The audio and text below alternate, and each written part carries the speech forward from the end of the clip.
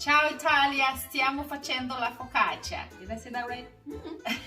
Hi guys, welcome back to another episode of Bay Leaf Table. Today I am in the kitchen with my daughter and we decided to try to make Italian focaccia. I've got the recipe from my sister that lives in Italy and I would like to share it with you guys.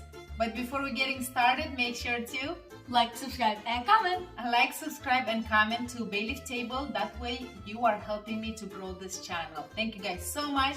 I truly appreciate each and every one of you. And now let's make focaccia. Bye.